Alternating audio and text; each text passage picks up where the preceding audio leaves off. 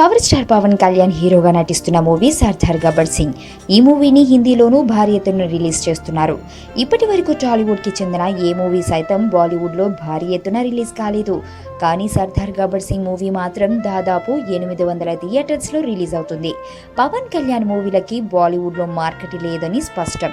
ఎందుకంటే గతంలో తను నటించిన సినిమాలు ఏవి బాలీవుడ్ మార్కెట్ లో భారీ విజయాలను చేజిక్కించుకున్న సందర్భాలు లేవు. ఈ మధ్య కాలంలో తెలుగు సినిమాలకి మంచి డిమాండ్ ఏర్పడుతుంది కాబట్టి సర్దార్ గబ్బర్ సింగ్ మూవీకి సైతం బాలీవుడ్ లో హైప్ ని క్రియేట్ చేస్తున్నారు. సర్దార్ గబ్బర్ సింగ్ అనే టైటిల్ బాలీవుడ్ కి సుపరిచితం కాబట్టి బాలీవుడ్ ప్రేక్షకులు ఈ మూవీని ఆదరించే అవకాశం ఎక్కువగా ఉందని అంటున్నారు.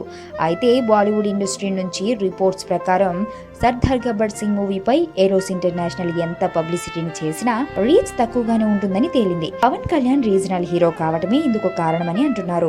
బాలీవుడ్ లో మార్కెట్ లేని హీరోపై ఓవర్ పబ్లిసిటీ చేయడంతో ఇది మొదటికే మోసం వస్తుందని అంటున్నారు. అయితే తెలుగుని ఆదరించే ప్రాంతాలను గుర్తించి అక్కడ మాత్రమే ఈ మూవీని రిలీజ్ చేయడానికి ఎరోస్ ప్లానింగ్స్ ని రూపొందించుకుందని అంటున్నారు.